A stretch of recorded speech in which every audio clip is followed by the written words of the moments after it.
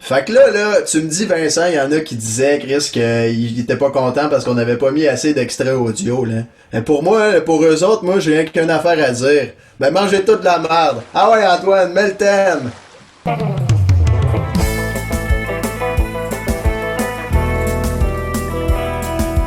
Podcast. Nouvelle vague.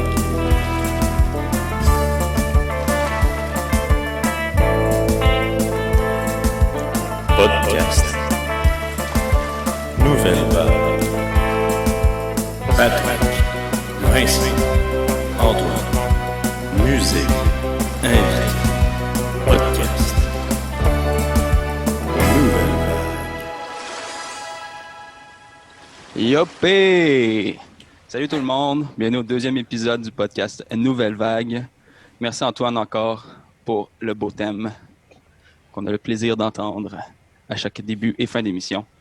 Je suis content, j'espère qu'il y a des nouveaux auditeurs, les mêmes auditeurs que la semaine passée qui ne sont pas tannés après un seul épisode. On commence le deuxième épisode avec notre cher ami Patrick Bourdon. Bonjour Patrick. Bonjour tout le monde. Mon frère adoré Antoine Ménard. Yes, sir. Et Ça va pour bien, cette les gars? semaine. Ah oui, ça Ça va bien, toi? Ça va bien.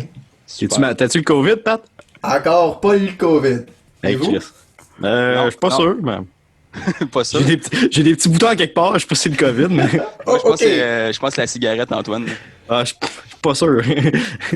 Bon, je pense qu'on va présenter notre invité de la semaine. Patrick, tu y vas avec ça?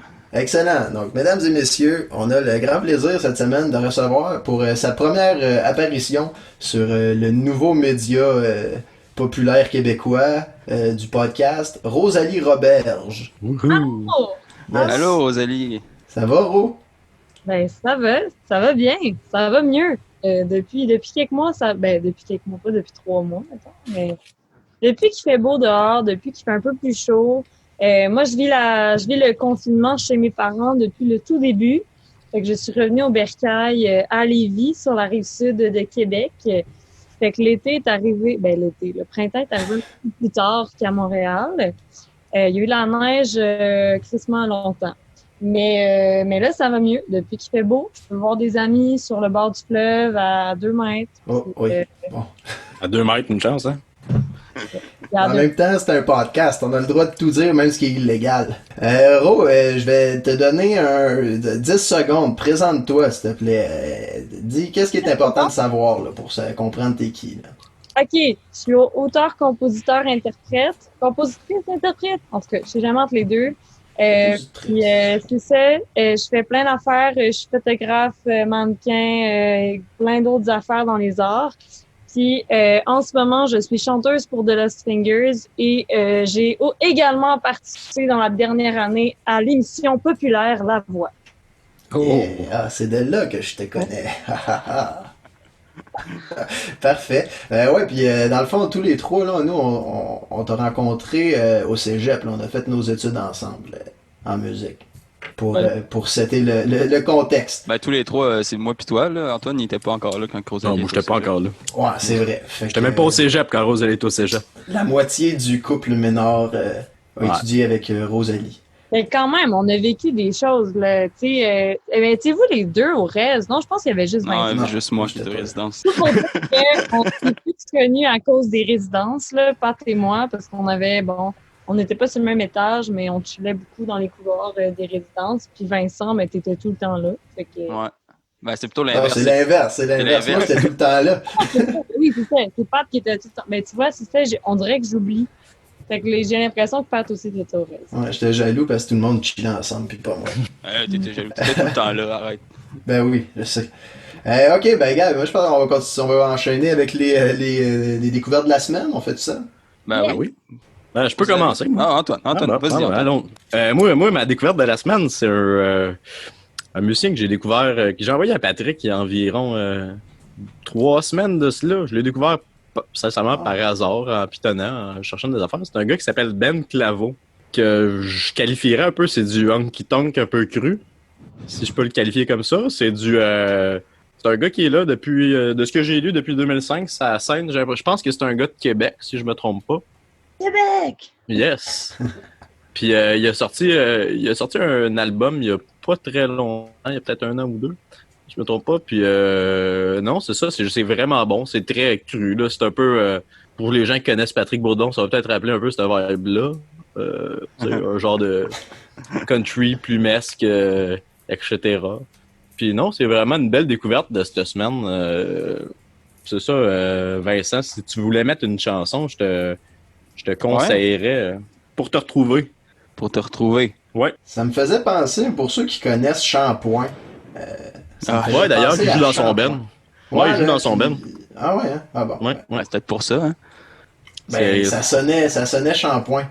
Ouais, il y a une petite vibe comme ça, vraiment très country, genre assumé. T'as pas besoin de faire du old country quand tu peux faire du bon honky tonk. Chris, il y a des... On va réinviter l'invité de la semaine passée si tu veux régler des comptes, Antoine. C'est bien Ah oui, j'ai pas de problème, moi. Pas de problème. Mais on peut les gars quand tu veux. Non, j'adore Lou, évidemment, mais... Je vais mettre un extrait de Pour te retrouver. Moi je restais tranquille dans mon coin, je me trouvais pas assez beau pis pas assez plein. Tu m'as tendu la main. C'était le début de notre histoire, le premier des grands soirs. On s'est aimés comme des fous, jusqu'à temps que tu m'abandonnes, avec plus rien ni personne, puis les yeux comme des 30 sous.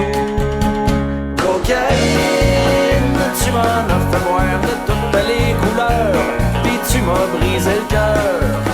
Je fais les 100 pas dans le quartier pour te retrouver. Cool. Yes. C'est nice.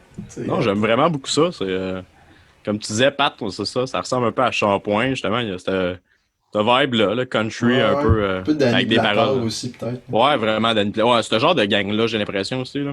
Les gens avec des barbes. Les gens avec des barbes, puis des casquettes avec du screen en arrière. Là. Oui! C'est vrai. La redneck, comment vous décrivez ça? Ah non, mais j'en ai une casquette avec du screen en arrière. J'ai les aime. Fred Fortin. Ouais, exact. On parle tous de la même gang. Non, c'est vraiment c'est une belle découverte de la semaine. Un artiste québécois qu'on aime beaucoup. Merci. Ah ben, c'est cool ça. Pat, veux-tu y aller? Toi, t'es un peu dans la même oui, vibe, je pense. Je vais prendre le flambeau. Ouais, moi aussi, ça baigne dans le country, dans le fond. C'est une découverte que je traîne depuis comme 3 mois à peu près, je dirais. Là. C'est un show live de Merle Haggard à Austin City Limits en 85. Okay? Fait que ça se trouve sur YouTube. Là, puis le devoir cette semaine, ça va être tout le monde qui va aller écouter ce show-là au complet. Là. C'est honnêtement une relique excessivement country. Si je peux me permettre l'adjectif. Excessivement. Oh ouais, tu sais, des fois on écoute du country, puis tu te dis, c'est du country rock, c'est telle affaire de country, tu sais, mais ça c'est le truc le plus country que j'ai vu de ma vie, mais c'est très dans le vent, en même temps, ça a bien vieilli, tu sais. C'est ça, ça me fait ressentir énormément d'émotions depuis à peu près 3 mois. Je réécoute les tunes au compte-gouttes à peu près à tous les jours. Puis j'étais en train de buzzer un peu, surtout, tu sais, je suis guitariste, fait que j'écoute un peu plus je porte attention aux parts de guitare, là, pis sont comme 3. Okay? T'as Merle Haggard, là, qui joue de la guitare en chantant, mettons. T'as Clint Strong, si je me trompe pas, là, qui est à côté de lui, qui étrangement est habillé exactement pareil que Merle. Les deux, ils ont un chapeau de cowboy, pas pareil, mais les deux, ils ont un genre de v-neck bleu ciel avec un coat en cuir. Puis de l'autre côté de Merle, t'as Roy Nichols, qui est genre le guitariste du band depuis comme les tout débuts. Le band, c'est The Strangers. Puis, en tout cas, il y a de quoi dans le look du show, man, qui me fait triper, là. Déjà que t'as comme le guitariste qui est habillé comme l'espèce de poupée analogue du chanteur. T'as le bassiste qui porte un genre de coupe-vent rouge, il joue avec un pic. Puis Roy Nichols, il est en veston, il est assis à côté du joueur de pedal steel, lui en genre de leisure suit brun en Suède, là. C'est à quelle année, Patrick? C'est en 85. Ah, ça fait du sens. Ça me fait triper. Puis en 78, t'as le même band, hein, qui ont fait Austin City Limits, justement, là, le même show, le même setting. Puis là, à cette époque-là, Merle, il a l'air d'un bon papa, là, dans la quarantaine. Tout le monde est habillé pareil en justement le genre de leisure suit brun en Suède. Puis asti, juste 7 ans plus tard, là, en 85, t'as Merle, sa peau est virée genre brunâtre, il a l'air d'une vieille sacoche câlisse, là. On dirait qu'il s'est fait donner des coups. Mais non, sa voix, là, il rend la job en Christ, là. C'est encore meilleur qu'en 78, là. Puis tu sais, je tombais sur des affaires, mettons, Waylon Ouais. Jennings, mettons, ou Dwight Yoakam, tu sais, que genre, c'était cool, pis tout, mais, tu sais, Dwight, c'est clairement... Ouais, c'est très Nashville un peu, là. Ouais, c'est ça. Moi, ça vient moins me chercher. Plus formaté un peu, ouais.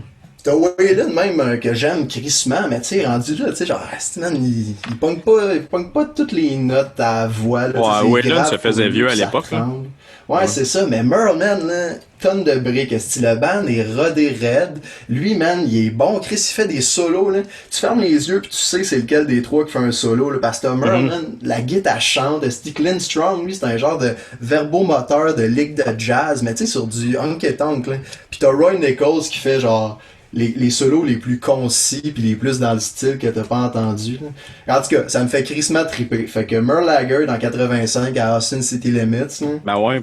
Ben, je voulais revenir sur Merle Haggard parce que tu dis, ouais, c'est ça, c'est quelqu'un qui s'actualise, puis qui s'actualisait quand même très bien, tu sais. Je pense, mettons, il a sorti un album avec Willie Nelson en 2015, peut-être, je me trompe, dans ces C'est pas le premier, par contre, non? Non, c'était pas le premier, mais c'est l'album le plus récent.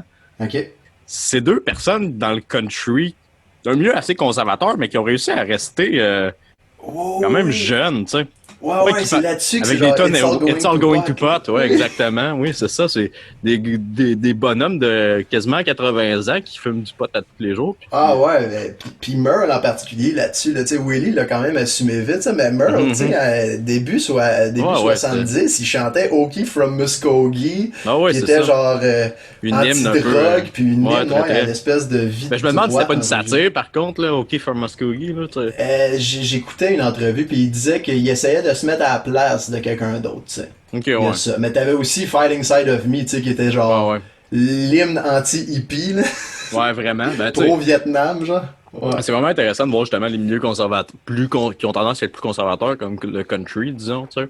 Ouais. Actualisent relativement, tu sais, même avec le temps, qui tombent pas nécessairement dans ce qu'on pourrait voir comme étant un genre de pattern très. Tu sais, il y a le gros débat aussi de cette époque-là, qui est avec le Outlaw Country, puis tout les Waylon et Johnny Cash, David Allen Coe. David Allen Coe, etc., tu sais, qui faisaient du Outlaw, puis qui justement qui tombaient pas dans le moule de Nashville, justement, que tu sais, Dwight Yoakam qui tombait un peu plus là-dedans assez vite, tu sais. Même si au début il était apprécié par les gens de ce public-là, mais c'est vraiment intéressant de voir comment, justement, la contre-culture country, un peu, peut-être, si on peut appeler ça comme ça, non? Ouais, mais c'est comme C'est- un genre de toile d'araignée là, de courant qui se chevauche puis qui s'entremêle. Ouais, tout à fait. C'est vraiment intéressant. Hey, les références, les noms, les gars, vous me perdez, là, ça n'a pas d'allure. là. Mais Fait que je suis comme, j'apprends des choses. on pensait d'ailleurs se partir un podcast juste sur le country, Pat puis moi, parce que toutes nos suggestions musicales sont country, donc... Mais dans le Dis pas mes country, rêves. ok, c'est correct. dans le country, moi, c'est pas ça ma suggestion de la semaine, là, mais connaissez-vous mon oncle Jason?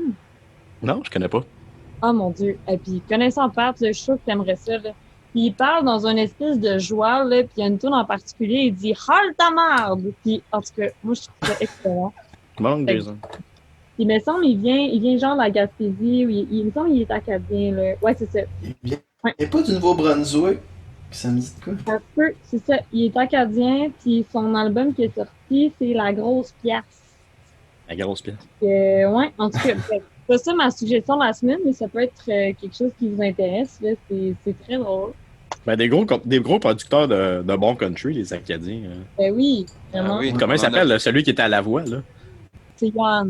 Johan, c'est ça. Ah, c'est ça. Il était pas acadien. là. Deuxième ou troisième année. Ben, Rosalie, tu veux-tu continuer avec ta suggestion de la semaine?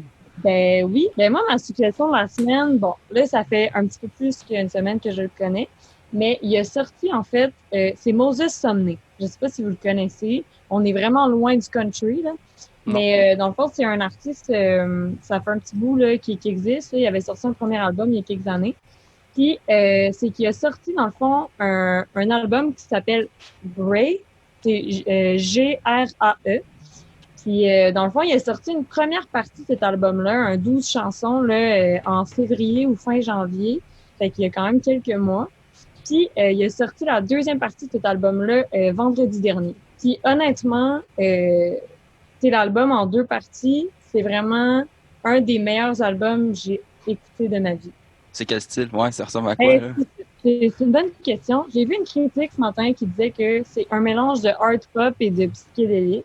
Hmm. Je sais pas trop c'est quoi du art pop. Je sais pas, vous, ça avez Du plus- art pop, ben, Ouais. c'est de la pop, je sais pas. C'est peut-être des sonorités pop avec plus électro, des kicks plus Comment ça électro. s'appelait? Pas Crystal Castle? Genre de band qui faisait ça, là.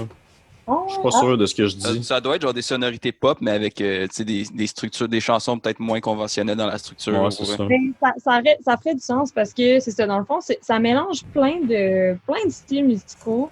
Le gars, à la base, c'est vraiment un chanteur incroyable. Il a un range de fou. Là. Tu sais, il a vraiment, là, il va dans les super graves comme il va dans les aigus. Je pense qu'il va aussi aigu que moi. Là. Puis j'ai déjà été une soprano de colorature là, avant de faire du jazz. Fait que, tu sais, il va super haut. Fait qu'il est vraiment un fou chanteur et un compositeur extraordinaire. Puis c'est ça, c'est vraiment le fun parce que c'est un mélange de plein d'influences.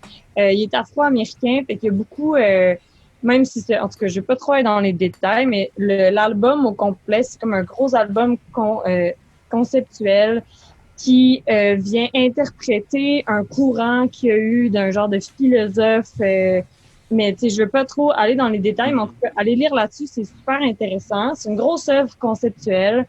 Puis c'est très orchestral. Tu sais, en général, là, si je pouvais comme donner un mot pour décrire cet album-là, c'est majestueux. Majestueux. Ouais, très grand. Tu sais, il y a beaucoup d'éléments. C'est ça. Il y a beaucoup de trucs plus orchestrales. Il y a beaucoup de voix. Moi, c'est sûr que j'adore les voix, les arrangements vocaux. Fait que ça, c'est sûr qu'ils se gâtent en masse. Puis ça vient rappeler. Puis en même temps, il y a certaines tunes qui, je sais pas, ça me fait penser à Radiohead, par exemple. Puis d'autres qui sont un peu plus soul, qui sont un peu plus néo-soul, tu sais, qui sont un peu plus dans l'air du temps, mettons. Puis en même temps, ben, il fait des emprunts un peu classiques dans sa façon d'arranger les instruments et tout. Fait que c'est super intéressant. C'est un petit peu plus qu'une heure à écouter, là, puis ça vaut la peine de l'écouter avec un bon système de son. Mais vraiment, là, c'est extraordinaire. Je capote sur ce gars-là. En plus, son univers est extraordinaire. Moi, j'adore ça. Il est très fashion dans ses photos aussi. Il est très éclaté. Puis c'est ça. Puis en plus, ben sa musique est profonde, puis ça vient chercher. Il est capable aussi de... Tu sais, il y a des chansons sur l'album qui, comme je disais, sont très majestueuses, des gros arrangements, beaucoup d'instruments, beaucoup de sections dans la tune et tout. Puis en même temps, il est capable de faire une chanson comme Polly, qui était la dernière chanson de la première partie de l'album, qui est une chanson d'amour super douce, faite genre voix guide avec des arrangements vocaux, puis ça vient full chercher, comme d'autres chansons, c'est ça, ben intense, là, ça peut autant venir chercher, fait que pour vrai, je capote. De la manière dont tu nous en parles, j'ai l'impression un peu de... Je sais pas si je peux faire un peu un parallèle avec ça, tu sais, mais peut-être que vous connaissez The Epic de Kamasi Washington. Ouais, comme gros album. Oui. C'est un gros album. Je sais pas si c'est un peu dans le... Évidemment, c'est pas dans le même style, mais un peu un comparatif. Ouais, c'est plus jazz, évidemment, mais tu sais, il y a quelque chose de très gros, tu sais, très orchestral par bout, très... Non, mais c'est vrai.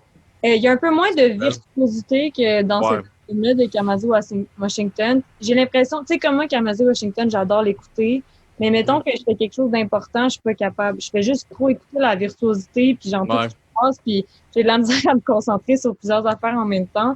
Mais l'album de Moses, il s'écoute quand même bien. Tu sais, c'est moins les pops, c'est plus atmosphérique, mais ça reste intéressant si tu t'attardes puis vraiment t'écoutes comme il faut.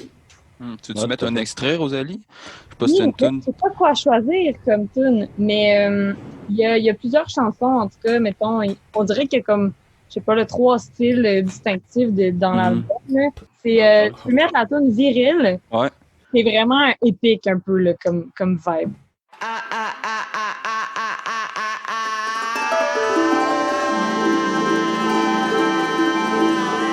On a long hike through Blue Ridge Mountains,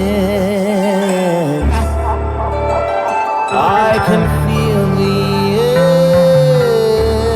earth overtake my skin, and I realize none of this matters. 'Cause I will return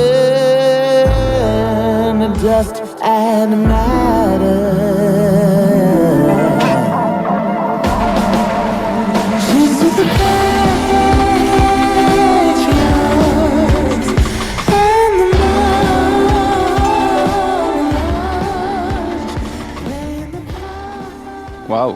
Ah, man, c'est crissement hot. D'écouter même, tu sais, à chaque fois que je l'écoute, j'entends des nouvelles affaires dans la chanson, tu sais. Ah, ça a l'air hyper développé, les Mhm. instrumentaux. Puis je vois un peu tu sais, le fait que c'est pop, vraiment dans les sonorités, là, de chercher des grosses basses distorsionnées à la trappe un peu. Là. Puis, Ouais, mais ouais. puis dans sa voix, là, j'entends Prince. Moi, j'entends Prince, ça n'a pas Ah, d'allure. ouais. Hmm. Vraiment. Il y a certaines tunes, il y a une tune comme Me in 20 Years, que ça fait un peu Queen vibe, un peu Freddie Mercury, là, genre grosse balade, bien intense, bien.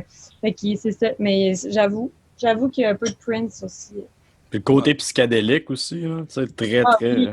Ben, même, je Vraiment. l'écoutais dans l'auto tantôt, puis c'est ça, il y a quelques tunes, là, tu vois, là, ça finit, man. Tu sais, la fin de la tune, ça part dans une des rap avec plein d'effets, là, puis t'es comme Mhm. super intéressant. Pour vrai, c'est un beau voyage d'écouter Ouais. cette Oui. Ben, je vais y aller avec ma suggestion de la semaine. Moi, dans le fond, il y a une date que je veux parler, c'est le 15 mai 2020. Il y a quelques albums qui sont sortis le 15 mai 2020, puis je pense que durant les prochaines semaines, ça va être ça mes suggestions. Un album qui est sorti le 15 mai 2020. Fait que je vais débuter avec un des albums que j'ai eu le temps d'écouter. C'est au Québec, puis c'est du rap. Est-ce que vous voulez faire une devinette? C'est quel groupe de rap au Québec? À la claire, oui. Ah oui, c'est à la Claire. Ben, yeah. Ouais, je sais pas si vous savez, mais à la Claire, ils ont sorti un album, je dirais conceptuel, le 15 Ouais, mai. j'en ai écouté des extraits. Écoutez des extraits, ça s'appelle Capitaine bon. Canada. Moi, je trouve ça drôle, mais c'est pas nécessairement juste humoristique, mais beaucoup d'humour dans cet album-là. Comme dans la claire. Hein. Comme dans la Claire en général. Mais là, c'est comme un personnage un peu qui est intégré dans cet album-là, le personnage Capitaine Canada. Puis là, ça part dans toutes les directions. J'adore la façon qu'ils ont travaillé les voix. Ils se donnent des voix quand même comiques. Puis, ouais, j'ai pas grand-chose à dire. Je trouve juste que c'est le fun à écouter. Je trouve que c'est un band qui est vraiment, sans être le plus gros fan de rap, disons, tu sais, généralement dans la vie. Là. J'aime beaucoup de certains albums de rap, tu sais, mais à la claire, je trouve que c'est un band qui se développe tellement bien. Surtout au Québec, là, c'est le fun d'avoir une scène de rap franco avec des bons textes. Puis un band qui a trouvé une genre de veine pas exploitée dans un filon qui a tendance à amener bien du monde dans la même Vraiment. direction, genre. Moi, ce que j'aime des gars, puis tu sais, moi, j'ai rencontré quelques-uns des gars du band, là, sont quand même proches de mon frère. Pour ceux qui écoutent et qui me connaissent pas personnellement, mon frère, c'est Les Louanges. Bref, fait que là, il connaît bien du monde en ce moment. J'ai rencontré, j'ai jasé avec Maybe Watts puis avec V-Looper. En tout cas, la plupart, là, ceux que j'ai rencontrés, je n'ai pas rencontré Claude Bégin encore. Mais à date, tu sais, les gars sont tellement fins, genre, c'est tellement du monde nice. Tu sais, V-Looper, là, j'ai jasé avec sa femme, là, puis on a jasé de tellement d'affaires, puis comment dire? Moi, c'est parce que ce qui me gosse des fois dans le rap, là, dans le rap game, entre guillemets, c'est le monde qui se prenne trop au sérieux. Tu sais, ça, c'est en général, mais je trouve que dans le rap, il y a souvent ça. Tu sais, même des fois, là, des nouveaux bands de rap, là, genre, je sais pas, là, qui se partent au cégep, là, puis ils se prennent déjà tellement pour d'autres, tu sais, quelqu'un d'autre, qui est comme, viens, on doute, là, tu fais zéro Ils font des tunes sur le fait qu'ils sont riches. il y a du monde de même, puis en tout cas, bref. Puis là, après ça, tu rencontres du monde comme Loud, là, puis il est bien gêné, puis il est fin, mais tout pour dire que moi, c'est ça qui m'a vraiment séduit avec À la Claire au début, puis moi, je trippais pas sur le hip-hop, là, puis ça m'a pris du temps avant d'aimer ça, puis c'est avec À la Claire que ça m'a vraiment comme ouvert cette porte-là, parce que justement, c'est ça que j'aimais. Ils se prenaient pas au sérieux, c'était drôle, les textes étaient le fun, puis en show aussi, je les ai vus, je pense, 4-5 fois en show, là, puis c'est toujours intéressant, puis c'est extrêmement drôle, là. Tu sais, t'as du fun. Ouais, puis je pense que ça prenait une genre de vague de revival un peu du rap au Québec. Revival, je veux dire. Loco Locass, Ouais, mais là, Natural, etc. je pense que la vague de rap en ce moment, elle vient avec la vague de rap un peu partout dans le monde, là, que c'est quand même très, très Ouais, vraiment, populaire, vraiment. là. Oui, c'est ça. Tu sais, il y a eu un petit vide, peut-être à une certaine époque. Évidemment, je connais pas tant le rap que ça. J'ai l'impression qu'il y a eu un petit vide un peu entre l'époque Loco Locass, D-Natural, etc. Puis l'époque. Dead Obies. Ouais, Dead Obies, LLA, à la Claire, justement, qui commençait à cette époque-là. Là. À peu près. C'est à 1000 lieues de ce qui se faisait en rap keb, ben, du moins de ce de quoi j'étais au courant, genre quand j'étais plus jeune, mettons, quand on était plus jeune, là, fin du primaire, là, tu sais, j'écoutais un été chez nous, là, de Tactica, là, puis genre... Moi aussi, je trippais pas tant sur le rap, là, à cette époque-là. Ouais. Ben, c'est ça. Fait que dans le fond, c'est un peu ma suggestion. Puis je vais faire écouter un petit extrait, mais ce qui m'a vraiment marqué, même pas qui m'a marqué, mais moi, j'aime quand même le rap. Mais j'aime ça avoir des bons instrus là, en arrière, la bonne Ouais, la production. production. Là, puis c'est ce qui m'a attiré dès le début, fait que je me suis un peu plongé là-dedans. Au début, j'écoutais, mettons, Outkast, là, puis j'aime le flow de Outkast. Puis je voyais un peu de ça dans cet album-là. C'est quand même très old school comme son, avec des samples très soul, beaucoup de voix. Puis on dirait que des certains bouts, je reconnaissais Kendrick Lamar qui joue avec sa voix, là, avec les sons qui sont allés chercher au niveau de la voix. Yes! Ouais, mais c'est ça me fait penser à Pimp a Butterfly, là, avec des fois Kendrick allait chercher sa voix un peu plus nasillarde, là, puis il y a de ça là-dedans, c'est peut-être à cause que c'est plus jazz en arrière, là. Mais je vais mettre l'extrait comme de la première tune de l'album qui comme présente un peu sur quoi on s'en va durant le reste de l'album. Ouais, pèse sur le piton aussi. Je vous mets ça. Méchant concitoyenne, un concitoyen, l'heure est grave. Un truand, sans merci, rôde les rues du Bas-Canada et terrorise nos concitoyennes et concitoyens. Écoutez, si vous avez des informations sur celui qu'on nomme Capitaine Canada, composez le A+1 911. Je sais pas. Soyez vigilants.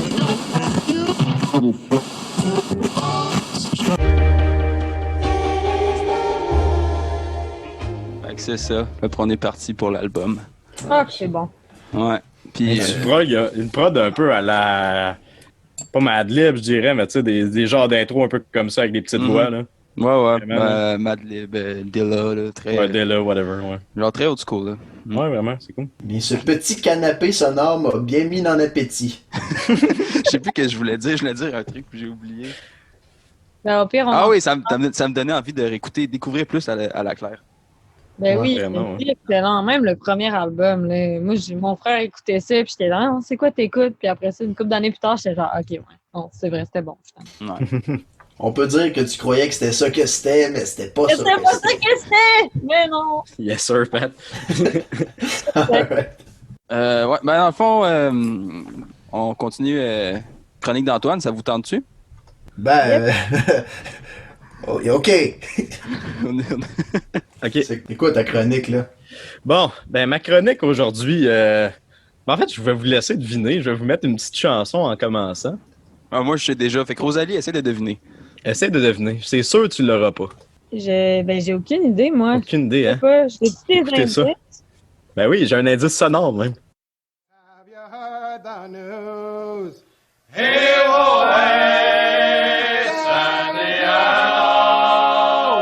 Yankees took Veracruz. On the plains of Mexico. Brave General Taylor. Eh oui. Tu sur les arrangements vocaux, pour vrai? Non, ça va être sur les chants de marins aujourd'hui, qui est un type d'arrangement vocal, si on veut. Oh, ouais. Vous aviez bien deviné, c'est les chants de marins aujourd'hui. On continue dans la musicologie. La semaine passée, j'avais parlé d'Alan Lomax, qui était un musicologue, ethnomusicologue, folkloriste, qui avait enregistré énormément de chanteurs folk américains. Puis cette semaine, j'ai décidé de... Moi, je suis un gros amateur de la mer. J'aime beaucoup les bateaux, les poissons et tout ce qui tourne autour. Fait que cette semaine, je me suis dit, je vais les éduquer un peu. Puis je vais leur parler des chants de marins. Trop bon. Écoute. Ouais, merci Antoine, t'es génial. Fait que là, Vincent, en post-prod, j'aimerais ça que tu mettes, je vais te dire le nom du vidéo, c'est Sleep on a Pirate Ship, 8 hours, sleep, relax, chill, meditate, ambience. On va voir de quoi sur quoi voguer sur ma chronique. Donc, je vais commencer en introduisant l'âge de la voile à peu près, qui est... ce qu'il faut comprendre des chants de marins, c'est que c'était avant tout des chants de travail. C'était des chants qui étaient chantés, comme vous avez pu le constater, majoritairement a cappella. Du moins, tous ceux qui existaient en travaillant étaient des chants a cappella. Ce qu'on appelle, en fait, il n'y a pas réellement de terme en français pour ce type de chants-là. C'est plus en anglais, on va appeler ça des shanties. Donc, des chants qui étaient vraiment faits pour le travail à bord des bateaux, pour effectuer différents travails.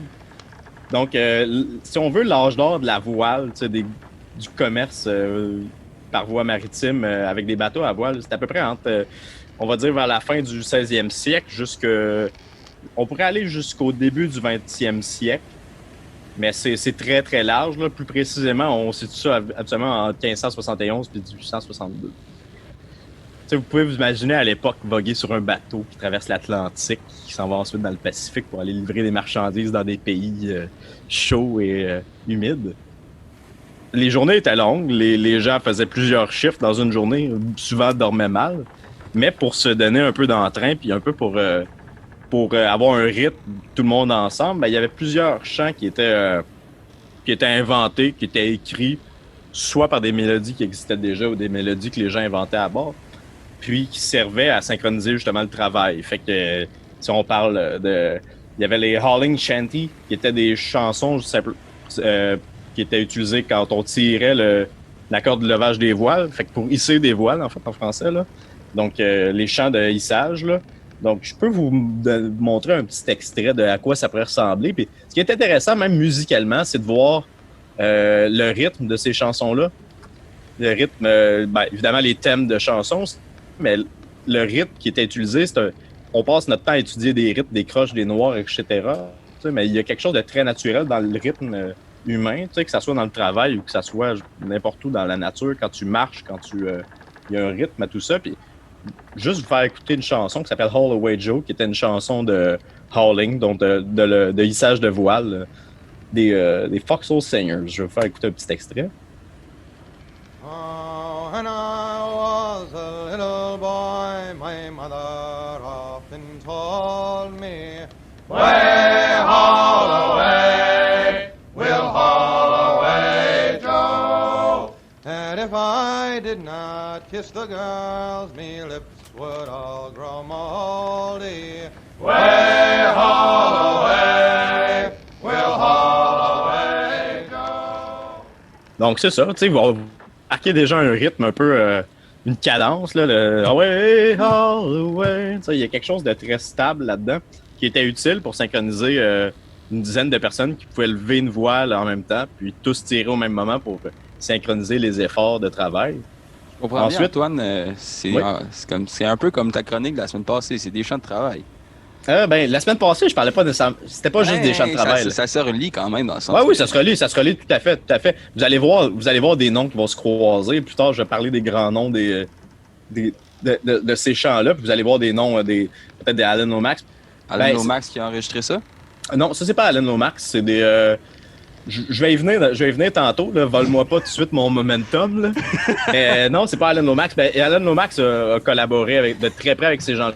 D'ailleurs, je suis sur le site, tu mettras le lien dans la description de l'épisode, si ça te tente, avec les extraits puis tout ça. Je suis sur le site des Folkways, qui est l'autre fois une collection que je parlais, qui est une collection publique. Ben, évidemment, il faut acheter les CD, mais c'est un organisme à but non lucratif. D'ailleurs, qui avait au début son siège social à Montréal, si je ne me trompe pas, où est-ce qu'il répertoriait, entre autres, tous les albums que Lomax a enregistrés. Puis tellement de musique folklorique qui existe à travers les États-Unis puis à travers le monde. Ça semble c'est une banque. Oui, il a l'air d'avoir beaucoup de choses. Ça a l'air d'être cool là, pour chercher. Ouais, c'est gigantesque. Il y a de la musique indienne autant qu'il y a de la musique asiatique, de la musique papou, de la musique américaine. Donc c'est très très vaste comme éventail. Si on continue la chronique, je pourrais vous parler des Heaving Chanties. Qui sont un type de chanson qui servait à lever des ancres. Dans le fond, c'est quand tu es sur un gros bateau, puis tu veux t'ancrer à quelque part ou tu as besoin de jeter l'ancre pour peu importe des raisons. Ils tournaient des gros cabestans qu'ils appelaient à l'époque, puis ça prenait une dizaine d'hommes encore qui tournaient tous ensemble puis synchronisaient leurs efforts pour monter des comme ça, parce qu'évidemment, c'était des crises de gros bateaux. Donc, qui dit crise de gros bateaux dit crise de grosses ancres.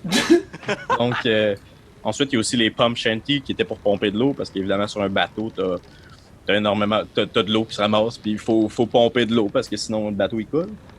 Puis sinon, il y avait ce qu'on catégorise moins dans les shanty, il y avait aussi les sea songs ou les chansons de mer en général, qui étaient des chansons que les gens chantaient soit quand ils étaient sur Terre, tu sais, donc pour se rappeler un peu des mémoires des voyages passés, parce que c'était des voyages qu'ils pouvaient faire entre 1 et 3 ans, tu sais, où est-ce qu'ils étaient avec les mêmes 40 personnes toutes pendant ces 3 ans-là en plein milieu de la mer, tu sais. Puis que c'est, dans le fond, finalement, les thèmes de ces chansons-là, c'est généralement le fait que bon, on veut être payé, puis qu'est-ce que des hommes saveux en mer, ben, ils s'ennuient généralement des femmes, etc. Donc, c'était des chansons un peu Dis-le, t'as comme... le droit, c'est un podcast. Ouais, j'ai le droit des femmes. Non, c'est ça. Mais donc, c'est ça, c'était des chansons qui étaient soit chantées sur Terre ou sur le Forecastle, dans le fond, qui est le Forecastle, qui est une place à la proue du bateau où est-ce que les gens allaient se reposer entre leur corps quand ils dormaient pas, dans le fond. Si je comprends bien, Antoine, notre confinement, c'est pas si mal. Les autres, c'était 3 ans sur un bateau. Là. Puis eux, en plus de ça, il y avait la maladie à bord, tu sais. Ils étaient pas très protégés des maladies. Non, en effet. Ben, nous autres, Vraiment. on est protégés, mais il y a la maladie quand même. C'est vrai, ça. Oui, mais on est quand même mieux. On est bien au chaud chez nous. On peut prendre des douches, manger à notre faim. Ouais, je suis quand même d'accord avec Rosalie, moi, là-dessus, les gars. Ouais. Mais mettons, là, tu sais, je ben, vous c'est pose ça. la question à vous, là. Si vous aviez le choix entre aller sur un gros bateau ou rester sur Terre puis avoir le COVID, qu'est-ce que vous feriez? Je dirais, le Ouais. COVID, pour nous, c'est pas dangereux. Là. C'est vrai. Je pense qu'on dit la même chose. Restez à 2 mètres, les gens. Ah ouais, Ensuite, je vais continue, Antoine. Fait que, ben, ce qui est vraiment intéressant aussi de cette musique-là, c'est le côté très international qu'elle avait. Parce qu'évidemment, bon, qui dit voyage en bateau, dit des voyages. Puis des voyages, à l'époque, ça faisait vraiment le tour du monde. Ça. Si tu vas aller chercher des produits en Asie, ben, les gens en Europe passaient ou même en Amérique, passaient par le Cap Horn, donc faisaient tout le tour de l'Amérique, parce que le canal de Panama n'était pas creusé à l'époque. Puis descendaient jusque dans le Pacifique, remontaient toute la côte chilienne, puis allaient directement en Asie de l'autre bord. Même pendant la pêche à la baleine, faisait ça, l'équivalent à peu près du milieu du 18e siècle, du 19e siècle. La plupart des grosses compagnies maritimes à l'époque étaient des compagnies britanniques, mais à bord de ces équipages-là, ben, c'était des Britanniques, donc des Écossais, des Gallois, des Anglais, des Irlandais. Mais tu avais aussi des Britanniques, des Suédois, des Norvégiens, des Polonais, des Allemands, énormément. Puis ce qui est intéressant aussi, c'est de gens de l'Afrique de l'Ouest, donc soit des esclaves à l'époque ou des gens qui étaient libres, qui travaillaient à bord de ces bateaux-là, des gens des Caraïbes. Donc, tu sais, ouais, c'est ça, l'inspiration de ces musiques-là vient vraiment d'un peu partout à travers l'Europe, puis même de l'Afrique à un certain égard, ce qui en fait vraiment une musique qui est intéressante. Tu sais, on a des chansons qui sont très comme traditionnelles, de tradition plus britannique ou celtique, peu importe, à travers cet éventail-là, mais on a aussi des chansons qui sont beaucoup plus proches de chansons afro-américaines, comme on faisait écouter la semaine passée un peu. Ce qui rend vraiment un genre très complet puis très intéressant, je pense. J'allais juste dire, là, les tunes qu'on voit, qu'on entend depuis tantôt, c'est tout en anglais. Là. Vu que tout le monde de places différentes, ça se peut. Y en avait-tu dans d'autres langues ou c'était pas mal tout en anglais? Ben, souvent, ce qui arrivait, c'est que la plupart du temps, les refrains étaient en anglais. Okay. Simplement parce que, bon, c'était la langue qui était commune. Faut aussi voir que ces gens-là, comme ils voyageaient à travers le monde, souvent, c'était pas des gens qui étaient très éduqués, mais c'était souvent des gens qui parlaient beaucoup de langues, étonnamment. Okay. Je vais introduire, ça m'amène quasiment même à vous juste finir ma chronique en mentionnant le nom de Stan Hugill, qui est le Alan Lomax, un peu des champs maritimes. C'est un gars qui est né en 1906, puis qui, à l'âge de 16 ans, en 22, il a été engagé sur un bateau qui s'appelait le Garthpool, qui était le dernier bateau à voile maritime commercial en Angleterre. Il a été engagé, donc c'est lui qui animait des chansons pour que les gens travaillent à bord du bateau, tu sais. Donc c'est ça, c'est un chanteur professionnel, finalement, réellement. Bon, il a fait la guerre, il a fait ça environ jusqu'au début de la Deuxième Guerre mondiale, puis après la guerre, bon, il était prisonnier des Allemands, mais il a commencé des études, puis c'était quelqu'un qui parlait au-delà de 10 langues, je ne me rappelle pas, qui maîtrisait des dialectes papous et des dialectes d'un peu partout à travers le globe. Il parlait couramment japonais. Tu sais, c'était des gens qui, même s'ils n'étaient pas éduqués, avaient côtoyé des gens d'un peu partout à travers le monde. C'est un genre de musique qui était internationale parce que, comme les eaux, sont internationales. C'est vraiment. Mais ça en fait quelque chose. Ça en fait un style qui est beaucoup plus complet qu'on pourrait penser, puis beaucoup moins niche aussi qu'on pourrait le penser, je pense. Là. Il y a vraiment un intérêt à prendre. Ouais, pis c'est beau, tu sais, c'est pas bizarre, là, Chris, c'est super mélodieux, puis. Tu sais, n'importe qui siffle en travaillant, c'est naturel aussi un peu de chanter quand on travaille, surtout quand on travaille fort, ça l'apaise les esprits. Tu nous mets-tu un petit extrait pour finir ça, Antoine? Ben oui, je vais vous laisser sur... Ah, d'ailleurs, le premier extrait était des Focal Singers, pour parler du Forecastle à l'avant du bateau, puis d'ailleurs, il y a des noms que vous allez pouvoir entendre dans ces chants-là. Le chanteur principal était Paul Clayton, mais il y a entre autres des Van Ronk qui chantaient à travers de tout ça. Yes. juste finir, dans le fond, Stan Hugel a aussi, comme dans les années 50, c'était brisé à la jambe, puis il a décidé de codifier, puis d'enregistrer, puis ensuite de publier au-delà de 500 chansons, si je me trompe pas, qu'il connaissait juste par son métier. Puis c'est tombé en même temps que une genre de vague folk aux États-Unis, qui sera pour une autre chronique peut-être, mais qui amène vraiment un genre de melting pot. Donc, je vais finir en vous faisant écouter... On va y aller avec du Stan Hugel, d'ailleurs. On va y aller... All for me grog. 1, 2, 3, 4. All for me grog, me jolly, jolly grog.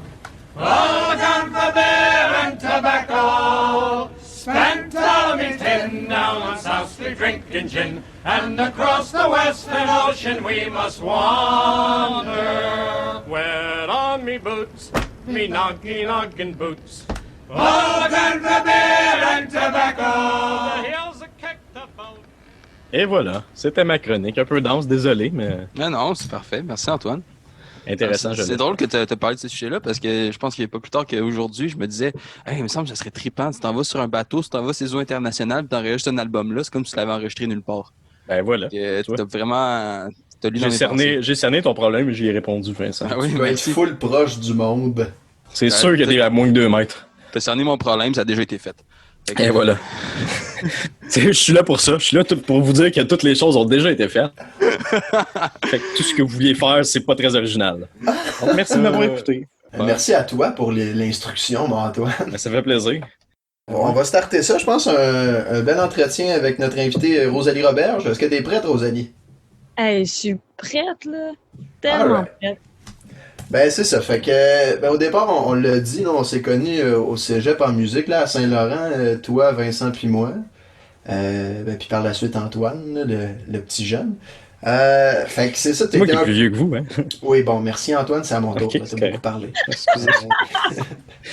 Mais c'est ça, c'est un peu. Si on explique un peu la situation, t'es un peu la première de la gang là, qui est devenue professionnelle, si on veut. Là. Puis assez rapidement aussi, mettons, là, genre, t'es dans les Lost Fingers depuis à peu près exactement que t'as gradué, je pense. Depuis C'est un ça. an, là, à peu près, ouais. C'est ça, mais comment t'as vécu ça, ce switch-là, mettons, tu sais, de passer de. Je sais pas trop, tu sais, on a joué à Marche d'à côté, là, ton band pis moi, mettons, là, pis que comme une couple de mois après, t'es rendu dans les Lost Fingers, pis t'es genre aux États-Unis d'un festival. Ben, Ça a été quoi le plus gros défi, mettons, de tout ça? Ben, le plus gros défi, honnêtement, de ma dernière session de cégep, là, pour mettre un peu les gens en contexte, moi, dans ma dernière année de cégep, faut dire aussi d'abord que faire la technique en musique à Saint-Laurent, c'est extrêmement exigeant. Puis c'est surtout quand tu travailles en même temps que tu as payé ton loyer. Tu sais, ça fait beaucoup, beaucoup de choses, là. Puis c'est ça. Fait que moi, déjà, déjà un programme compliqué. Puis à partir de novembre, moi, de cette année-là, j'ai commencé les tournages avec la voix. Fait que ça m'a comme pris beaucoup de temps, d'énergie et tout. Puis dans ma dernière session, ben c'est là où est-ce que, mes épisodes à la voix ont sorti. Fait qu'on avait, on a fait du contenu par rapport à ça. J'ai créé du contenu par rapport à ça. On a eu en tout cas, bref, on avait des événements qu'il fallait être là avec la voix et tout. Puis, pas longtemps après ça, moi, j'ai eu l'appel d'un des gars des Lost Fingers, en fait, qui me demandait de remplacer leur chanteuse Valérie, qui était là dans le band depuis à peu près 5-6 ans. Puis lui, t'avais vu en show à Québec, ça se peut-tu? Oui, c'est ça. Dans le fond, c'est Byron, là, c'est l'autre chanteur du band, c'est un des membres fondateurs. Puis lui, il avait été directeur musical sur un show à Lévis, la ville d'où je viens. Puis dans le fond, on était plusieurs artistes là, de la relève du coin. Puis il y avait quelques artistes aussi qui étaient un petit peu plus connus. Il y avait Olivier Couture, entre autres, qui a fait OD dans l'année d'après. Bon, ça n'a pas rapport avec la musique, mais bref. Puis il y avait Jérôme Casabon aussi, qui avait fait des shows de TV, des trucs. Bref, puis moi, j'étais quand même quelqu'un qui, dans le show, avait quand même j'avais eu beaucoup d'occasions, mettons, j'avais beaucoup de chansons pour vraiment faire mes preuves puis tout, fait que c'était super cool, c'était une belle opportunité, c'était une grosse prod de show. Puis Byron, il m'avait vraiment, tu sais, ça l'avait frappé là, il avait bien aimé ça.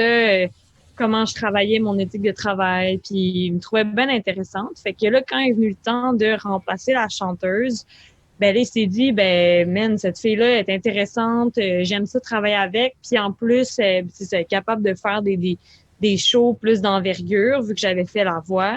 Puis, ben, il savait que j'étudiais en jazz aussi. Fait que, tu sais, veux pas, les Lost Fingers, c'est quand même un band de chops, là, de mamies, là.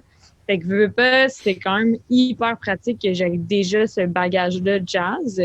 Puis, pour répondre à ta question, après tout ce préambule, toute cette session-là, ma dernière session de cégep, a été énormément mouvementée, là. J'ai pas beaucoup dormi. J'avais tellement d'affaires à faire. Tu sais, les gars, là, le band, ça fait presque 12 ans qu'il existe. Fait que j'avais comme 12 ans de tunes à apprendre. Puis en plus, particulièrement cet été-là, dans le premier mois où j'étais dans le band, j'avais 2 shows différents à apprendre. Fait que j'avais comme 50 tunes à apprendre.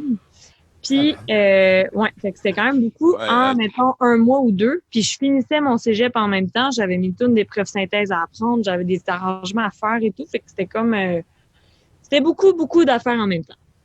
Mais honnêtement, les premiers mois... Puis tu sais, j'avais beaucoup de pression aussi dans le band. Je ne veux pas être la chanteuse. Tu sais, les gars, ils sont assis, ils jouent de la guitare, ils ont déjà à jouer leurs instruments. C'est déjà difficile. Ben, c'est déjà complexe. C'est pas difficile, mais... Puis là, fait que finalement, moi, j'avais beaucoup j'avais beaucoup de travail à faire, dans le fond. Il fallait que j'apprenne 50 tunes par cœur. Il fallait que je fasse... il fallait que j'aie la présence scénique, que je parle entre les tunes. Tu fais le rôle un peu de front girl. C'est absolument, là. Puis, tu sais, j'ai pas été garochée là-dedans, mais tu sais, on n'a pas eu beaucoup de... Vu que moi, j'étais hyper occupée puis j'étais dans une autre ville, faut dire aussi que les gars, ils habitent tous à Québec puis c'est tous des papas, ils ont toute leur famille. Fait qu'eux, venir à Montréal un week-end, c'était pas possible. Fait que, tu sais, souvent, moi, je faisais des fois des allers-retours à Québec, des fois juste une journée où je partais le samedi soir ou le dimanche matin puis je revenais le lundi matin à Montréal pour mon cours. Tu sais, c'était vraiment fou, là. Pour vrai, là, j'avais un horaire de fou. Mais j'ai l'impression que, surtout en musique, là, mais dans d'autres domaines, ça doit être la même chose, mais c'est tellement ça que je veux faire dans la vie. J'étais tellement sûre de ma shot que c'est ça que je veux faire, puis c'est ça. Mes plus grands talents, ça reste là-dedans que je me suis tellement pas posé de questions, puis même si c'était beaucoup une grosse charge de travail, puis que ça bousculait tellement mon horaire, puis genre ma santé mentale et ma santé, je veux dire, je dormais plus beaucoup, mais t'as pas le choix de le faire, tu sais. On ne s'est pas rendu compte sur le coup que c'était difficile puis que ça me demandait beaucoup d'énergie. Puis c'est comme, après l'été, là, quand j'ai comme eu le temps de respirer un peu, que j'étais genre, fuck, ça en est passé des affaires, finalement. T'as pas questionné tout ça, si je comprends bien, parce que t'étais sûr de toi, là. Tu t'es pas dit, pourquoi je fais ça, ou... Ben, j'ai eu quand même un petit moment, là, de comme... que je me disais, mon Dieu, est-ce que je suis prête pour ça? Puis c'est un de mes profs de chant, c'est mon prof d'instrument principal là, à Saint-Laurent, Vincent Morel, que vous connaissez, qui m'a dit, j'étais comme, mon Dieu, je suis prête pour ça. On a des shows un peu partout, non. Puis il m'a dit, Rosalie, n'importe qui dans un autre domaine qui fait une technique, il fait son parcours scolaire pour, quand c'est terminé, aller directement sur le marché du travail. C'est la même chose que tu fais, là. C'est juste qu'en musique, c'est rare que l'opportunité arrive directement après. Mais c'est ça, t'es prête, là. T'as eu la chance directement, là. C'est ça qui est un peu fascinant, peut-être pour nous autres. On en voit moins alentour de nous. Ben oui, non, c'est clair. Puis, je suis vraiment, je suis vraiment reconnaissante pour ça aussi. Je pense que c'est pas 100% de la chance non plus parce que j'ai quand même joué mes pions, avant, j'ai fait quand même des trucs, mais non, mais je dis pas que... il y a quand même une grande part de chance là-dedans. Non, mais je comprends tout à fait dans le sens où, je veux dire, on est plein, mettons, dans notre cohorte que on veut faire ça de notre vie, puis que tout le long de notre cégep, on a fait des choix à l'extérieur, qu'on a fait des démarches pour que ça fonctionne, puis je suis une des seules qui s'est arrivée si tôt, là, sinon la seule vraiment en sortant. J'avais même pas fini ma session. Même moi, je pensais que j'allais pas être capable de la finir. Je capotais tellement. Mais c'est fou, ça, pour de vrai. Là, genre, nous autres, on en sort, là, puis ça a été tronqué à cause du COVID, là, fait qu'on n'a pas goûté à toute la folie réellement. Là, mais comme, j'ai de la misère à concevoir comment ça se ferait. Là. J'avais pris juste un peu trop de gigs au mois de mars, puis je suis parti dans le bois en complet breakdown. Genre, à relâche parce que c'était trop, là. J'ai de la misère à catcher comment t'as fait, c'est hot, man. Mais à part, tu sais, clairement que ça a été violent, là, puis ensuite, tu sais, de starter ça, puis de se rendre aux États, puis de faire des shows, esti, je sais pas combien vous en faisiez chaque semaine, mais c'était régulier, là, puis comme des grosses salles, tu sais, puis un poids sur les épaules, c'est quelque chose pareil, man. Ton été, il a pas dû être reposant, là. Non, puis c'est ça, mais c'est ça qui est drôle parce qu'on dirait qu'on s'en rend pas compte sur le coup. Tu sais, je m'en suis pas rendu compte vraiment, là. Tu sais, le premier show qu'on a fait, il y avait 1000 personnes, là. Puis je le savais pas. Tu sais, on dirait que j'ai comme, même moi, j'ai vraiment un problème avec ça, là. Je suis pas capable de, comme, déterminer combien de personnes dans une salle de spectacle, là. On dirait que c'est comme, je suis à gager l'affaire. Puis là, les gars étaient comme, hey, Rosalie, tu sais, hey, bravo, pour vrai, le premier show, hey, plus que 1000 personnes. Puis j'étais genre, hein? On dirait que j'avais pas réalisé, puis... Ouais. C'est dur à réaliser. Je veux dire, t'es sur une scène en même temps. Je veux dire, je comprends un peu. Là. Je n'ai fait un gros show là, dans le camp de blues, là, mais je veux dire... c'est pas un gros show, là, mais dans le sens... Bon, Antoine, il parle juste pour rire de mon chum Vincent, là. Non, mais dans le sens... À un moment donné, il y a tellement de monde devant toi que ça pue vraiment de sens. Là. Ouais. Non, ça. et en même temps, c'est... Tu sais, je pense que quand tu fais ça professionnellement, je veux dire que tu fasses un show devant 3 personnes ou devant 3000 personnes, il faut que tu fasses un show de toute façon. Tu sais, il faut que tu donnes ton 120% puis que tu donnes un bon show pour le public, mais surtout pour toi, pour les gens avec qui tu joues. Fait qu'il y ait du monde ou pas, je veux dire, on fait notre job pareil. Ça dépend. Ok, fait que, mettons, ben, si on continue dans le même ordre d'idée avec les Lost Fingers, là, l'été passé, c'était gros des shows. Ensuite, on a vu là, sur Instagram, vous étiez en studio. Il se passe quoi avec ça? Là? Vous avez sorti des tunes récemment, il me semble. Dans le fond, ben là, c'est ça. Faut dire aussi qu'avec les Lost Fingers, c'est beaucoup, on fait beaucoup de shows, mettons, pendant l'été puis pendant le temps des fêtes, parce qu'ils ont 2 albums de Noël. Mais c'est ça. Christmas Caravan. Ouais. Et Coconut Christmas. Oh. Puis dans le fond, c'est ça, à l'automne, puis à la fin de l'hiver, là, début printemps, on a commencé à enregistrer le prochain album. Dans le fond, c'est le concept, c'est les années 90. Fait que dans le fond, pour ceux qui connaissent un peu moins les Lost Fingers, tu sais, comme nous, on était un peu jeunes quand ça a commencé. Je niaise souvent les gars là-dessus. Puis, Moi, quand j'étais kid, j'avais l'album des covers des années 80 dans le char, puis on écoutait ça en famille aussi. Il y a beaucoup de monde qui l'ont. C'est au début quand les gars étaient juste trois gars avec un chanteur qui est plus là. Mais dans le fond, c'est ça, c'est que bon, il avait déjà fait le concept de reprendre des chansons des années 80, puis c'est un peu pour faire suite à cet album-là. Fait que dans le fond, dans le prochain album, la prochaine série de EP en fait, parce que là, c'est sûr qu'avec tout ce qui se passe avec Spotify et compagnie, la tendance est moins aux albums de 12 chansons ou aux albums conceptuels. Tu sais, j'ai présenté un album conceptuel tantôt, mais c'est quand même rare. Là. Tu sais, de nos jours, là, dans la musique plus pop, là, les gens ils sortent des singles, là, genre quasiment 8 singles par année. Puis c'est un peu... moi, je trouve que des fois, c'est un peu plate, là. Tu sais, ça fait qu'il y a un peu moins... J'aime ça, moi, des albums conceptuels et tout. Et on s'est dit, pour être dans l'air du temps, on va faire ça, on va faire différemment. Les gars, ça fait 12 ans qu'ils faisaient le même concept, 12 tunes par album. Fait que ils voulaient faire quelque chose de différent.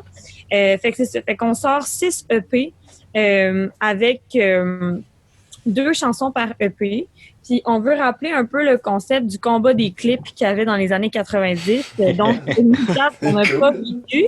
Les gens doivent voter pour leur chanson préférée.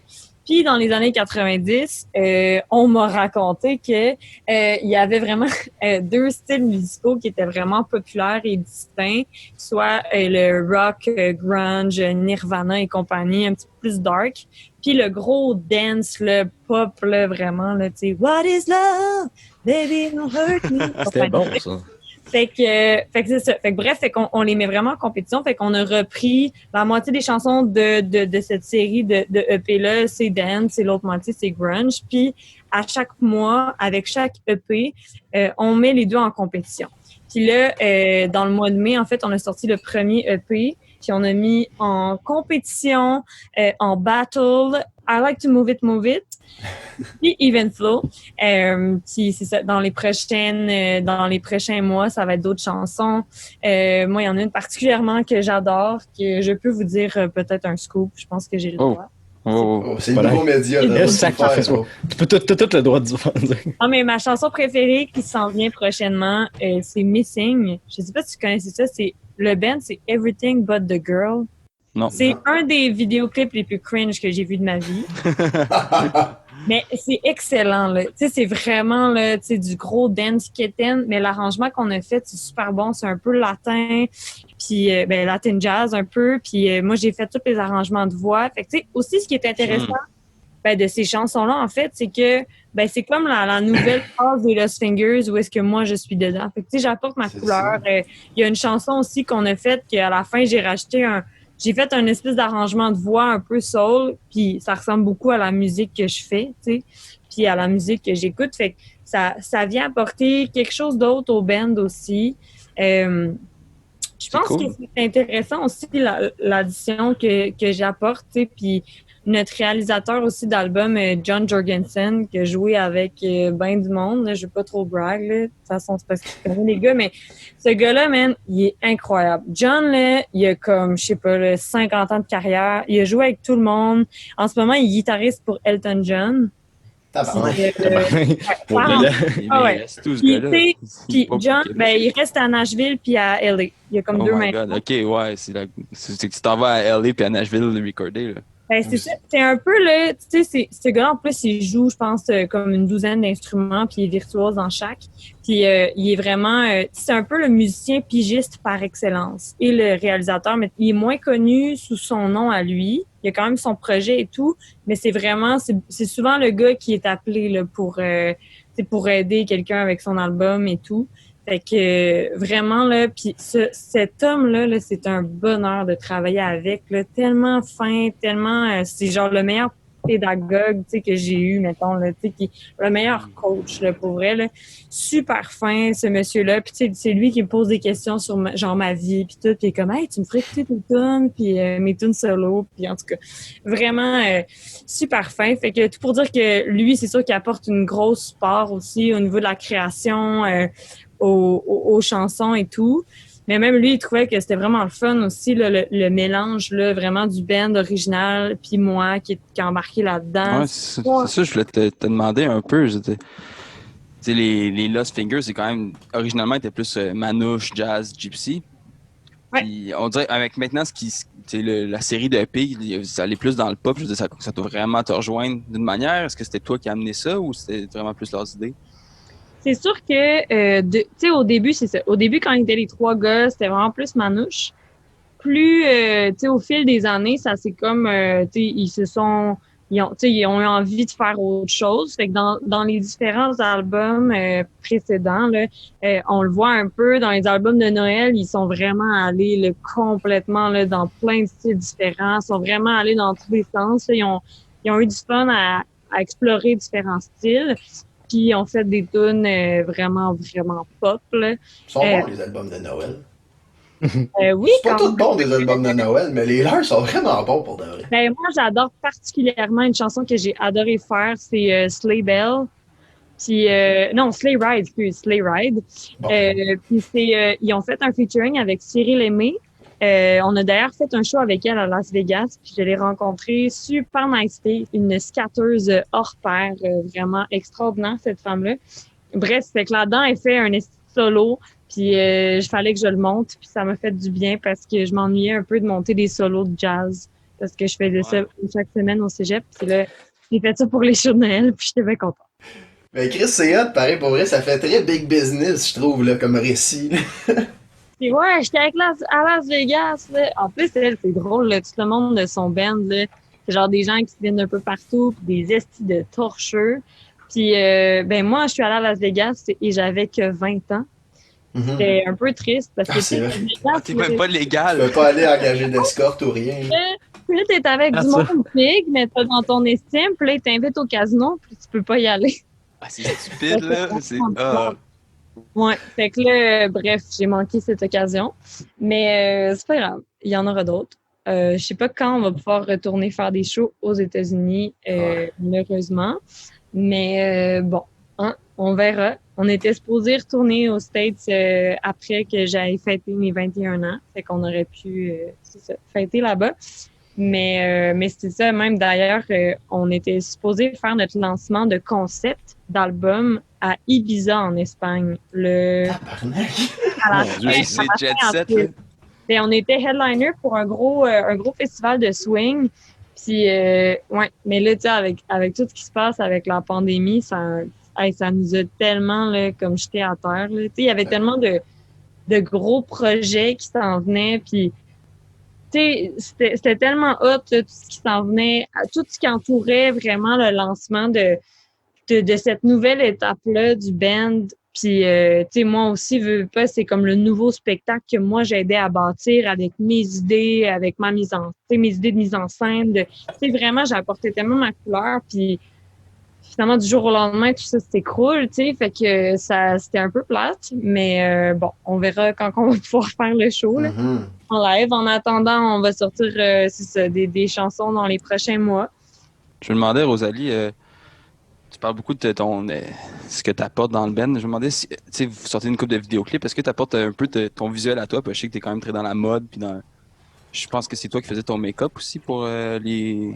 Je pense que j'ai vu ça à une place là, pour une photo, quoi que ce soit. Je t'apporte ça un peu là-dedans. À Las Vegas, là, on a fait comme 2 shootings photos là, pour la promo de ces albums-là, ces nouveaux EP-là. Mais dans le fond, c'est ça, à Las Vegas, on a fait un photoshoot pendant 2 heures dans le désert. Il faisait genre 40 degrés, là, c'était infernal, là, c'était vraiment pas nice.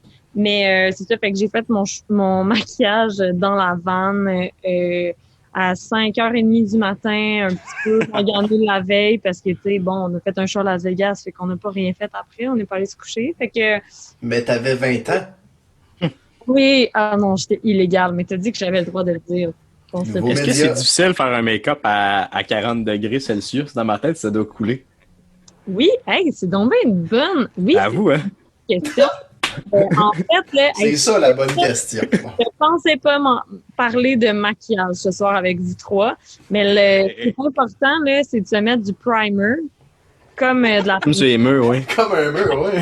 Et c'est pas le même primer, là, que tu peux te mettre, puis après ça, tu mets un fixatif à face.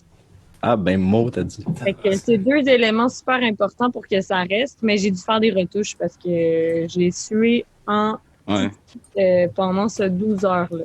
C'est le fun parce que le contraste après, c'est que vous tournez l'autre vidéoclip, ou en tout cas, vous avez shooté des photos dans le parc Frédéric Bach, là, dans la neige. Là.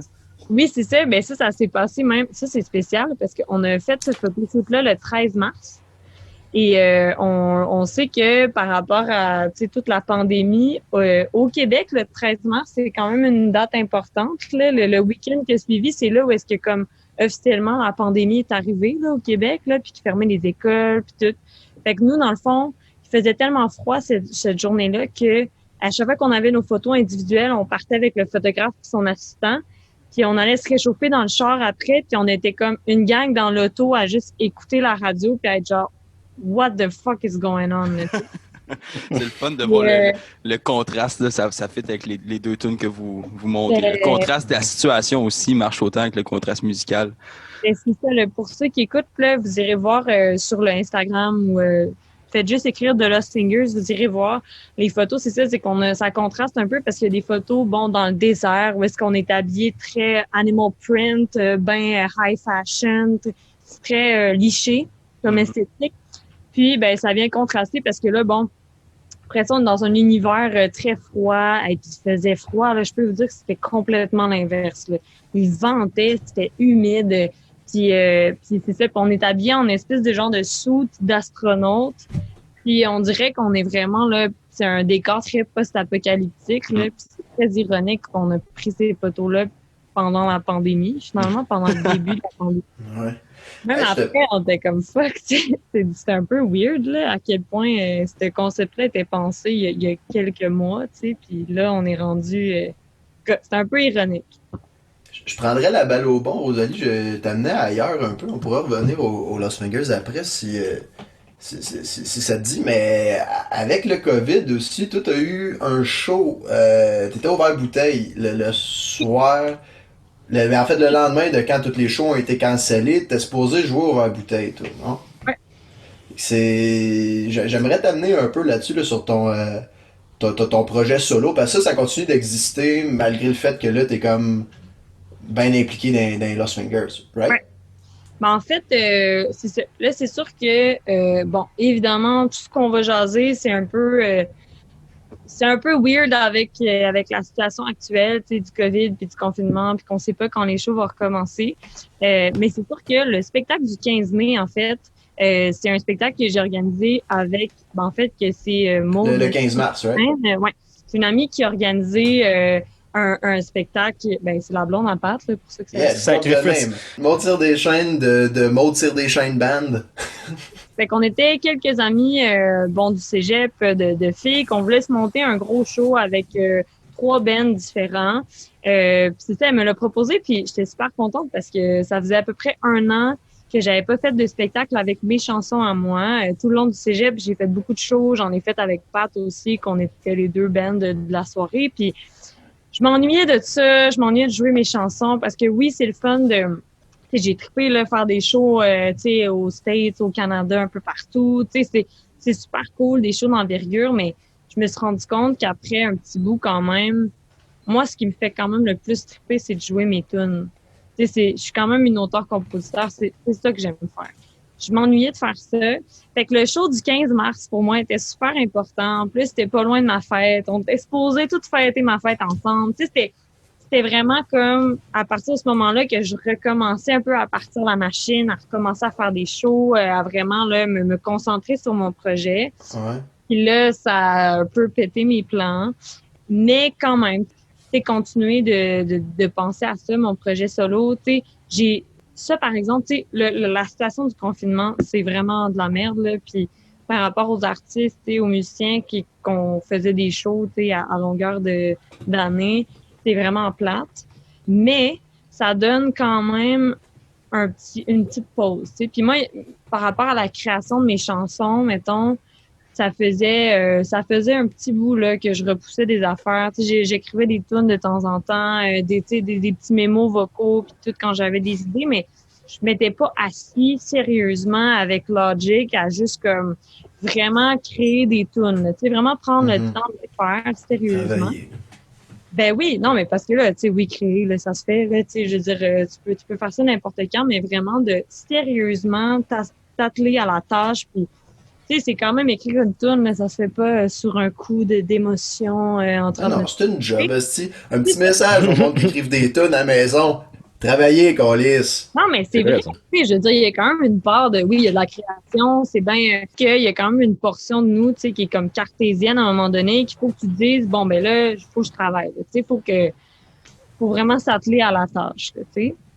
Puis c'est ça. Fait que bref, moi, le confinement, ça m'a un petit peu donné le petit coup de pied au cul de me dire, bon, ben, je sais pas ce qui se passe, je suis full stressée par l'argent et tout.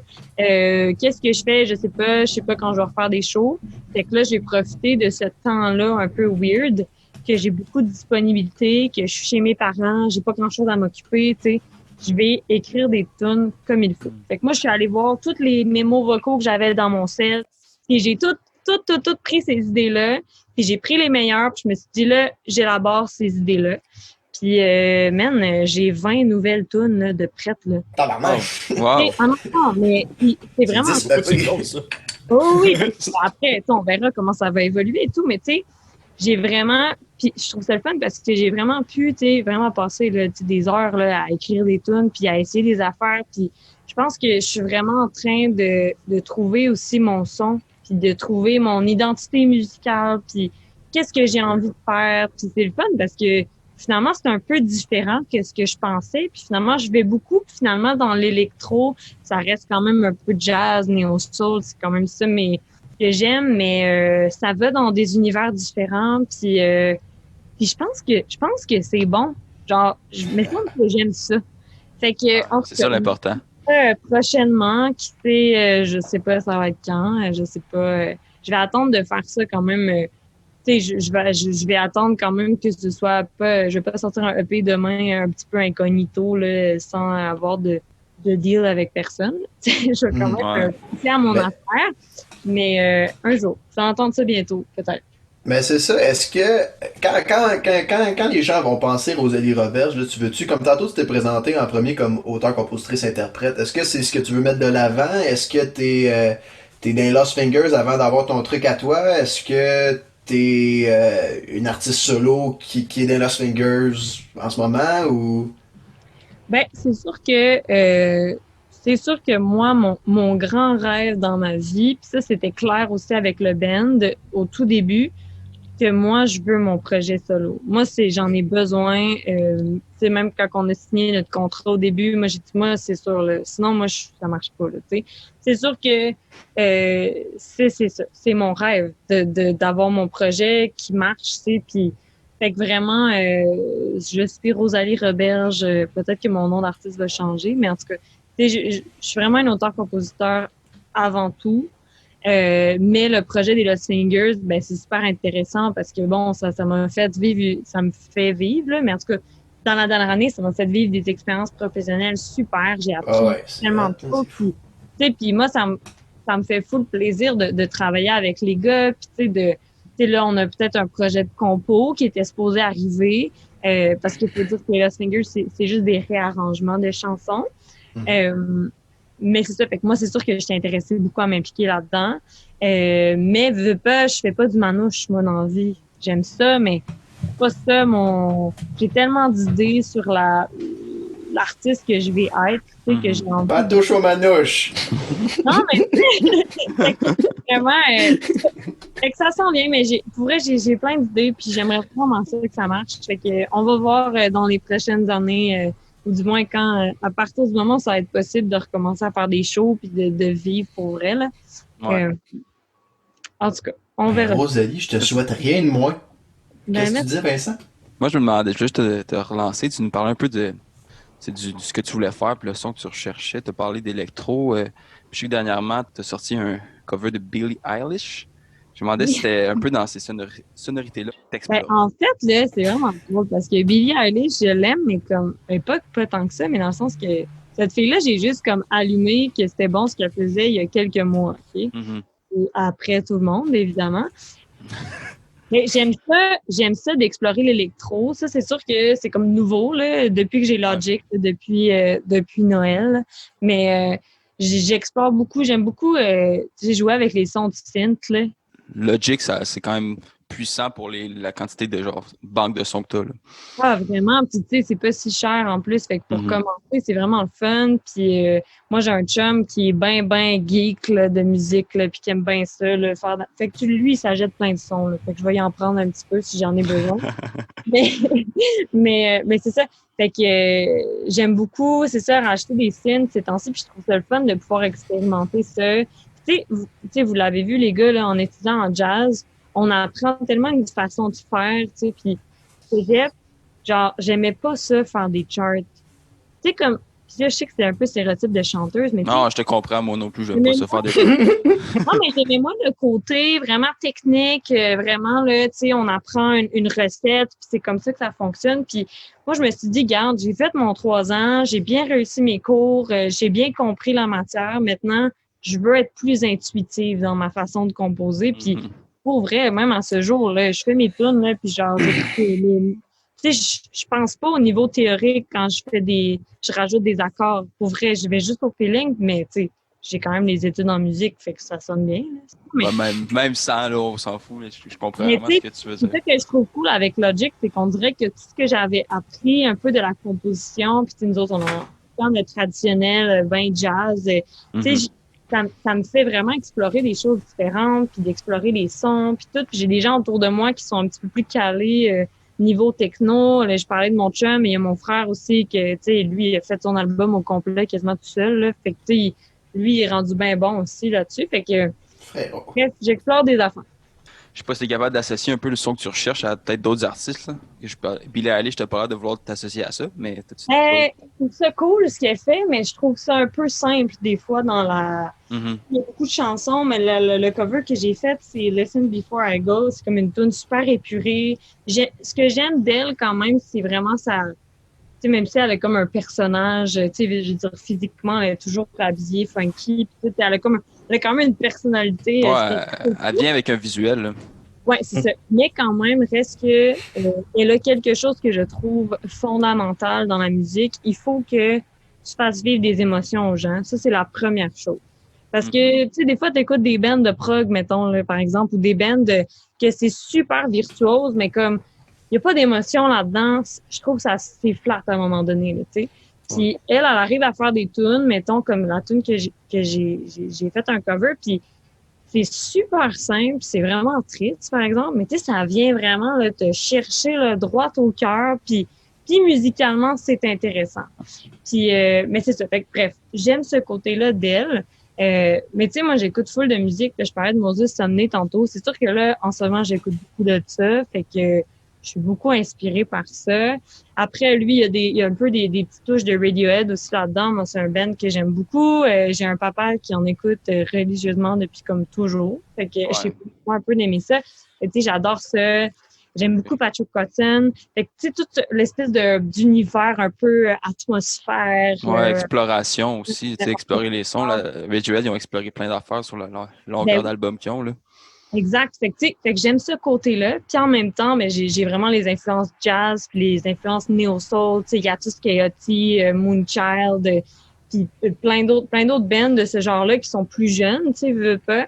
Fait que c'est comme un mélange de tout ça, puis c'est en français. Fait que c'est ça. Ça va peut-être ressembler à ça. Après, si je sors mon album dans 2 ans, on va peut-être rendu dans quelque chose de complètement différent. Pour l'instant... Les chants de marin, peut-être? Peut-être. Un album de chants de marin? Peut-être. Écoute, on a tellement de temps peut-être avant de recommencer à faire des vrais shows. Là. Ça m'étonnerait pas. Je pense qu'il est temps d'écrire 6 albums. Fait que... Peut-être un petit coup de fil à John et un petit duo avec Elton John? Oh oui. Non, Elton, je pense qu'il est un petit peu difficile à atteindre. Mais... Ben, tu l'appelles Elton quand même. Ben, tu l'appelles Sir Elton. Sir Elton. Oh, un chevalier. J'ai une question, Rosalie. Est-ce que tu penses faire réaliser ton album par quelqu'un? Est-ce que tu penses aller en studio? Ben, bon, je vais pas être négative, là, mais je suis tout le temps en train de dire on ne sait tellement pas ce qui va arriver, puis c'est quand qu'on va pouvoir revoir des gens. Là. Je sais pas, c'est ça. Comme je te dis, avec les circonstances actuelles, je trouve ça difficile de comme avoir une idée claire de ce qui s'en vient. Moi, je suis habituée tellement à prévoir mon avenir là, facilement, là, puis là, c'est comme une espèce de grosse warp zone dans laquelle on est que on sait tellement pas comment ça... Qu'est-ce qui va se passer finalement? Mais c'est sûr que, tu sais, moi, il y a toujours mon frère qui est jamais bien loin, qui va... Tu sais, je pense pas que je vais sortir un album sans qu'il donne un petit peu son avis. Mais pour l'instant, tu sais, au début, j'étais vraiment pas confiante en mes habiletés de, comme, produire moi-même mes choses. Puis finalement, j'ai tellement expérimenté pendant la quarantaine, pendant le confinement que je sais pas, tu sais, rendu dans quelques mois, tu sais, puis moi, c'est ça, je veux pas tout le temps parler de mon chum, là, mais j'ai un copain qui a bien des chops là-dedans, tu sais, dans l'enregistrement studio, puis dans la composition, puis dans la prod en général. Fait que, tu sais, peut-être qu'on va réussir à faire quelque chose ensemble, tu sais, une espèce de démo, d'une idée approximative de cet album-là, puis que, bon, quand on va pouvoir revoir des gens, dépendant de la vie, là, peut-être que je vais travailler avec quelqu'un, mais tu sais, j'ai de la misère à m'imaginer vraiment de comme faire ça avec quelqu'un en ce moment. D'autres, mettons, que mon entourage proche, parce que, bon, avec la situation. Peut-être que je vais avoir quelqu'un qui va réaliser mon album, mais je pense pas que ça va être John, par exemple, parce qu'il est un peu difficile, là, quand même qu'il s'en vienne à Montréal. Il est un peu trop en dehors de mon budget, mais on va voir.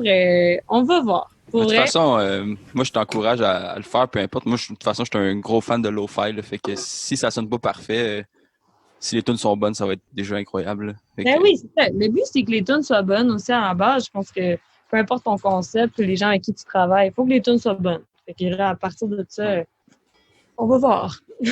Sont-tu bonnes, tes tunes?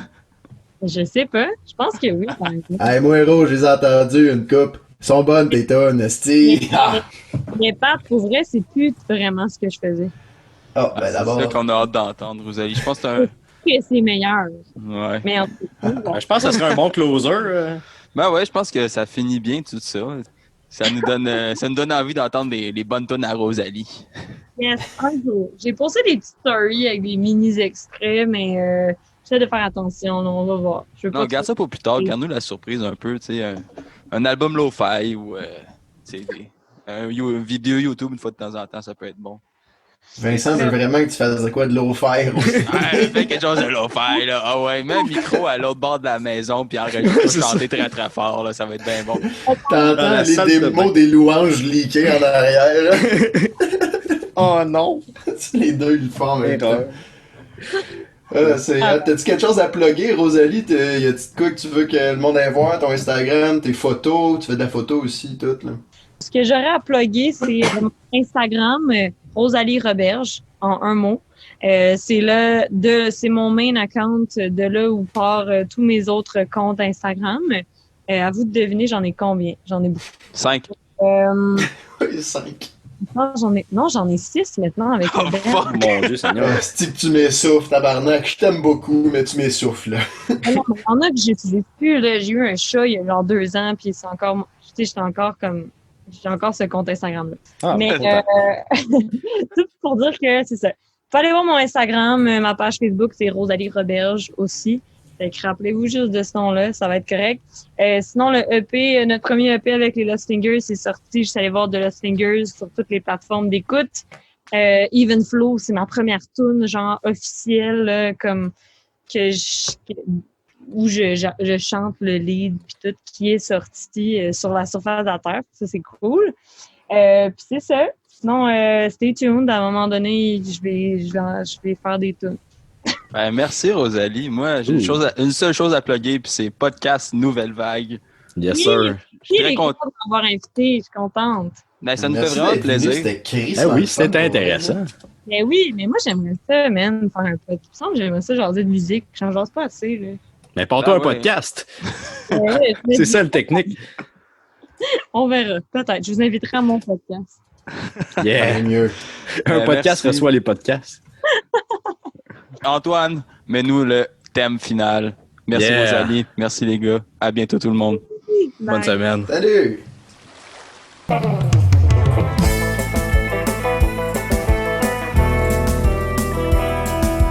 Podcast. Nouvelle vague.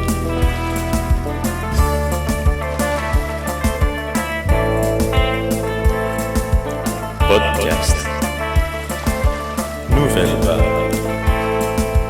Patrick. Vincent. Antoine. Musique.